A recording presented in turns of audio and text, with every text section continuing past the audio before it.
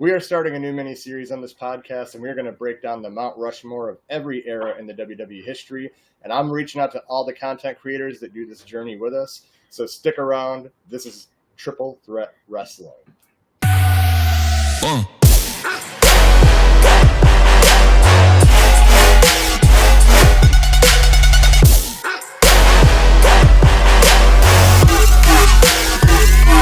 Welcome back to Triple Threat Wrestling. If you are new to the channel, be sure to subscribe. We drop daily wrestling content.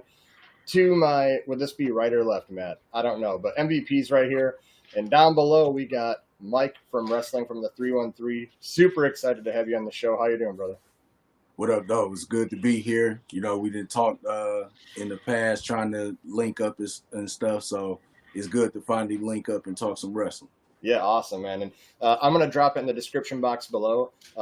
Wrestling from the 313 on YouTube, Facebook, and TikTok. I'm going to link all those in the description box. So please go follow, subscribe, show support. He makes awesome content, and he's growing rapidly. So be one of the early birds and get in on that. So we're going to jump right into it. We are going to do our Mount Rushmore of the Golden Era of WWE history.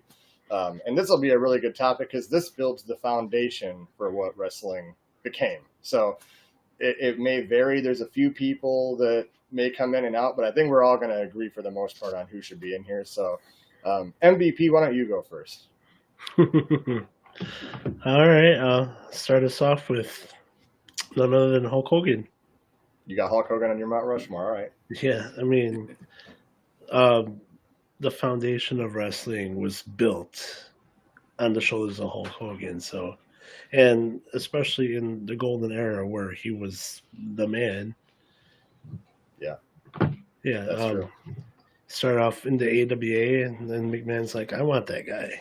So he pretty much robbed Vern Gagne and said, hey, we're just gonna strap this rocket ship on you. We're gonna ride the wave, and he's the third longest title reign in WWE history, and most of that was the Golden Era. So I just start off with him. Yeah, you can't go wrong with that pick. So we're gonna go over to Mike now. Who's your number one on your Mount Rushmore? I'm gonna have to go with MVP, Hulk Hogan. You know, despite everything that, you know, he's been doing now, the controversy and everything, what he started with wrestling, like, wrestling wouldn't be what it is now if it wasn't for him. You know what I'm saying? Like, and me growing up in that era, I remember how big Hulk Hogan was with the action figures, the cartoons, the workout sets, the ice cream bars. Like, he made wrestling, he was the first superstar, you know, to take it mainstream. So he's definitely got to be number one on the Mount Rushmore. All right. You know what? In honor of you being on the show, I'm gonna play on the words a little bit. Instead of a 3 for 3, we'll go 3-1-3. I'm gonna go with Hulk Hogan too. We'll do a little play on it, but I mean, Hulk Hogan, mainstream media, right, alone, that brought you so much attention to the product. Yeah. And you know, I mean, we're talking, and like it or not, whether you like the shows or movies, but you know, Mr. Nanny, No Holds Barred, like Thunder in Paradise, that's kind of our childhood because that stuff was on TV all the time. And, you know, just the mainstream media alone brought so much attention to them. And then, yeah, I mean, everyone can say how boring the moveset was and all that, but people came to see spectacles like him versus Andre, him versus Macho Man. Like, you look nowhere else than Hulk Hogan. Like, Hulkamania, like, however we feel about it now, Hulkamania ran wild back then. And there was no doubting it. Like, you can maybe say you didn't like Hulk Hogan, but you liked Hulk Hogan back then. Like, every once in a while, you did the whole ear cup in the mirror, you know, like growing up. So, yeah, I'm going to go with Hogan too. So, MVP, we got to go to you for number 2. All right. And you mentioned him. Every good guy, every superhero needs an adversary, someone to go against, right? In this Golden Era, for Hogan, his arch nemesis was Andre the Giant. So Yeah. my next pick's Andre the Giant, and he played the perfect foil. I mean, WrestleMania 3 where um, he Hogan slammed Andre. Yep. Dang. Yeah, uh, that I want to say that match just like summarized like their feud going into like through the Golden Era, and just like when he dropped the leg, it kind of ended it. But yeah, that my next pick's Andre the Giant. You can't go wrong with that. The seventh wonder of the world, eighth wonder of the world, right? Eighth wonder of the Eighth world. Wonder. Yeah, Yeah. yeah. Yeah, it's late. I brought everyone on here late. It's a wonder of the world. We know that. So, Mike from the 313, who do you got for number 2? I'm gonna have to go MVP again. You gotta have Andre the Giant on there. Not only was he like the villain for Hulk Hogan, I would say one of them. He definitely passed the torch to Hulk Hogan too, you know. And what the match that they had at WrestleMania 3, which was in Pontiac, Michigan at the Silverdome. Um, Represent.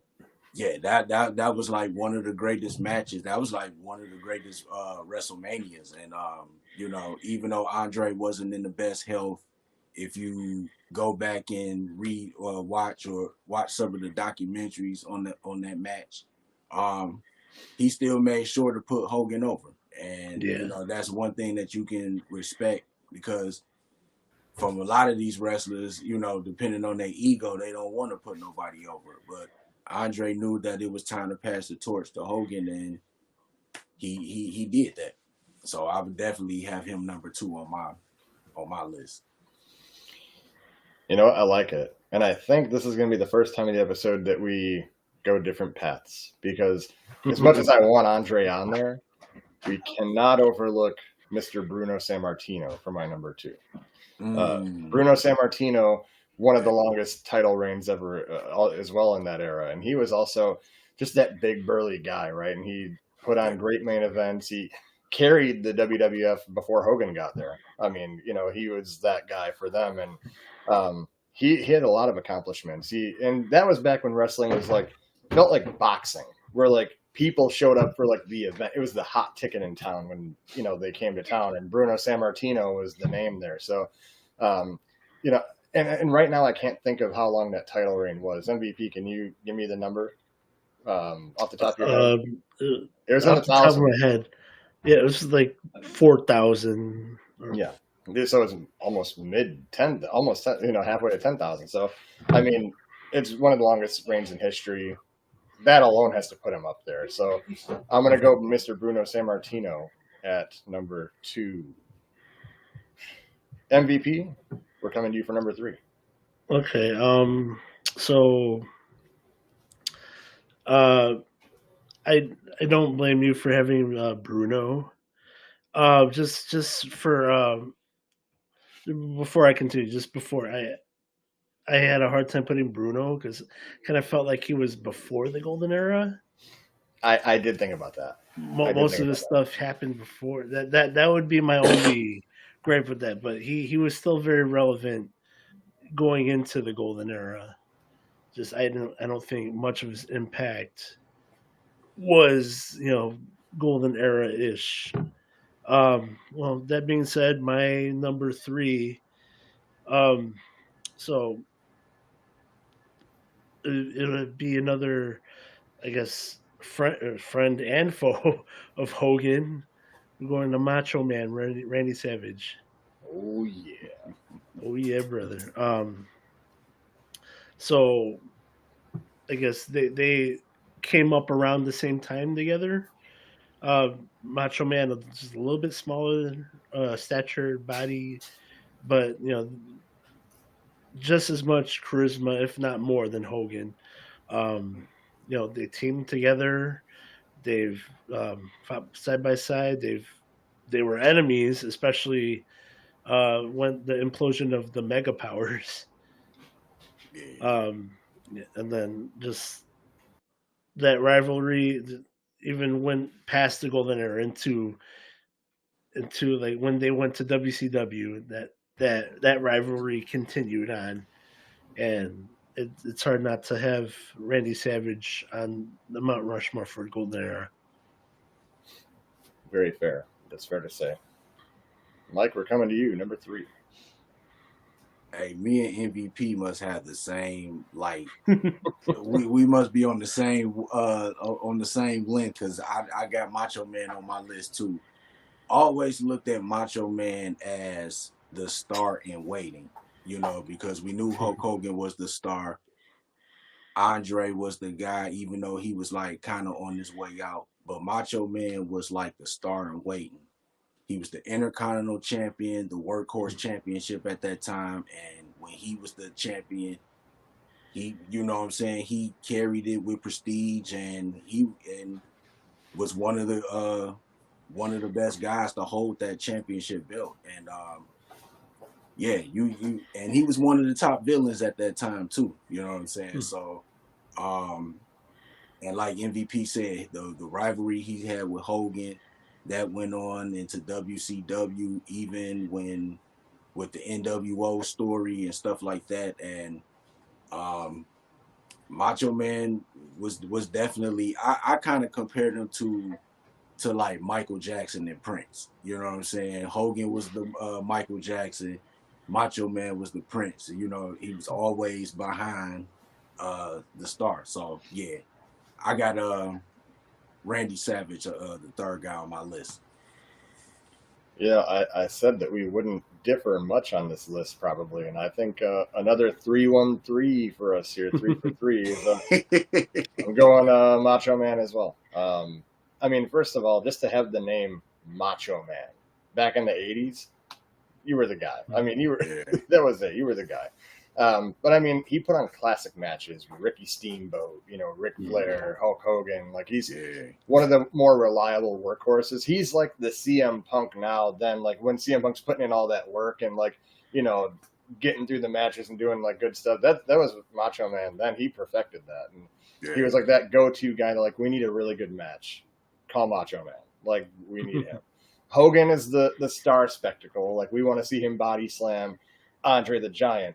But if you want a workhorse match, you're calling Macho Man Randy Savage all through the Golden Era. So, and I mean, come on, he promoted Slim Jims later on in his career. You can't not have a guy on a Mount Rushmore. Oh, yeah. He still does. And still doing it, too. Postpartum. No, that's pregnancy stuff. What is it? What's the name, Matt? I'll cut that part out. What is it? Post-mortem? Mortem? What is it? I think that's what it is. Post-mortem. He died, and he's doing Slim Jim commercials. Yeah. So. But Macho Man is my number 3. So, MVP, you got to close out your Mount Rushmore now. All right, so number 4. I had a difficult time with this one. I ultimately went with the Ultimate Warrior. Now, okay, I would have. Okay. So, it was hot. So you have the established guy Hogan, who throughout the Golden Era just been there, done that. He's conquered all challenges, and you have the upstart guy that you're trying to build up, Ultimate Warrior. So he's Intercontinental Champion, and then you have this guy you're building up so Hogan can pass the torch. And he does that. And, I mean, who blamed them? He had the look. He had charisma. Just didn't have it all up there. But in the Golden Era, he was pretty popular. Not as much as Hogan, but they were trying to build him up to that.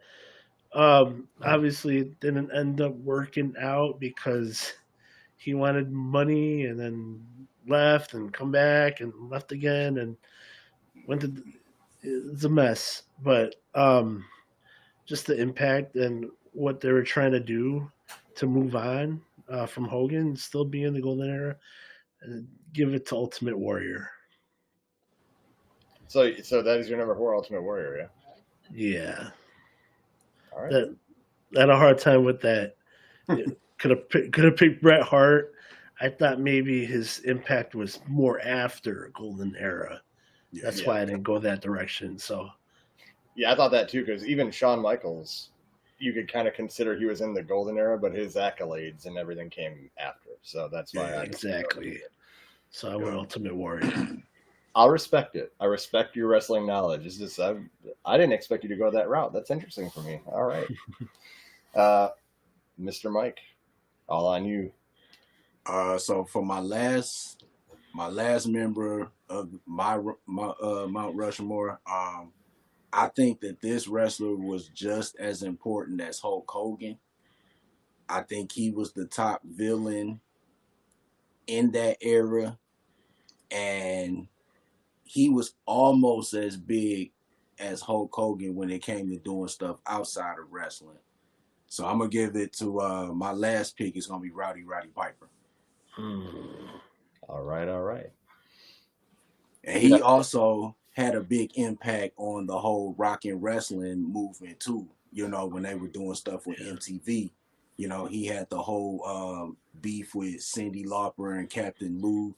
And of course, he was one of the first to have first wrestler to have a talk show with the Piper's Pit. So, Roddy Piper opened up some doors too. And then, of course, you know, he did movies. What was that? They Live or something like that.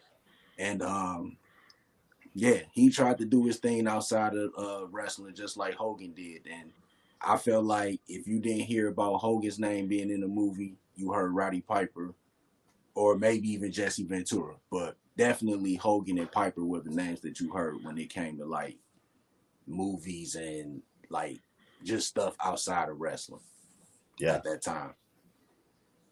Yeah, that's a solid pick. And with my fourth one, I'm with Mike. I had Roddy Piper picked all day.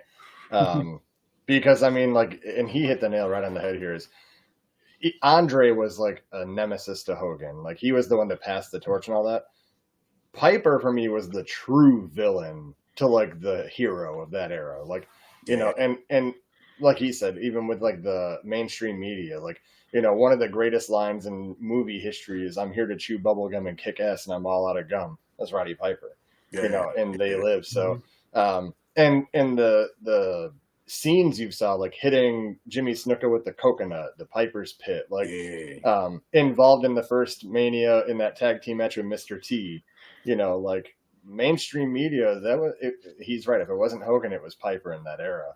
And then you got to remember Piper's Pit is also where the Hogan and Andre rivalry started, leading into WrestleMania 3 also. So it was a lot of good stuff that happened in Piper's Pit. I remember the Jake the Snake and Honky Tonk Man rivalry when he knocked him upside with the guitar. I remember when Piper got attacked by Adrian Adonis in the Piper's Pit. So it was a lot of good memories in the Piper's Pit. Oh yeah, 100%. And you know, he was another workhorse too. He put on some good matches. And this is towards like the end of the Golden Era, but like, you know, WrestleMania 7, I think, or it might have been WrestleMania 8, the Intercontinental Championship match with Bret Hart. Like, you know, great story. Like he knew how to play his role perfect. Roddy Piper did. So yeah, I got to go Roddy Piper, and that's going to round out the Mount Rushmore. So, does anyone have any honorable mentions? You know what? I'm gonna say, it was right on the tip of my tongue. What about Ricky Steamboat? I think Steamboat is a guy that could be in there. I don't know, Vince McMahon. You know, for what he started and what wrestling is now. Unfortunately, you know, he's not running the company anymore. But if he didn't do what he did in the 80s, you know, wrestling wouldn't be what it is now. So you got to kind of throw him in there also. Yeah, it's one of those that, like, we're wrestling creators, right? We talk about wrestling stuff.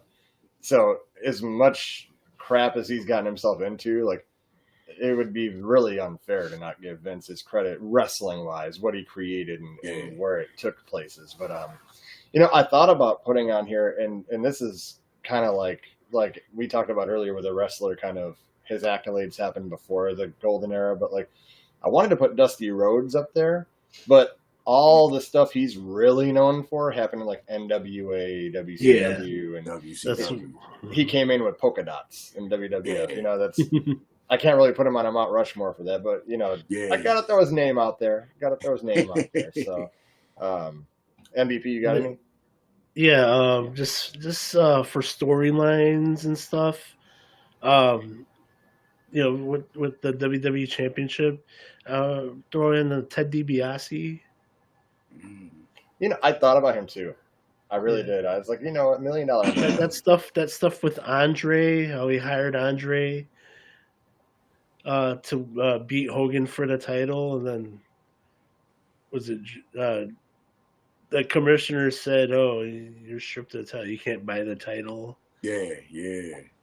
And I think he was the first wrestler to have his own custom belt too, even though it wasn't he defended it once against Virgil, and then he gave it to Stone Cold or whatever. But yeah, he was like one of the first to have his own custom belt, and that belt was nice too. Oh yeah, 100%.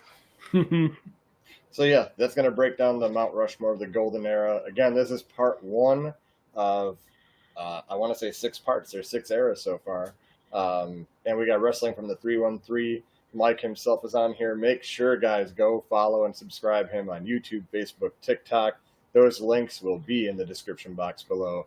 And go support your boy, support all of us. We're here to grow together to bring you guys great content and talk about wrestling. I mean, who doesn't want to talk about wrestling? It's just the greatest thing in the world. So, Mike, thanks for coming on. MVP, see you in part 2.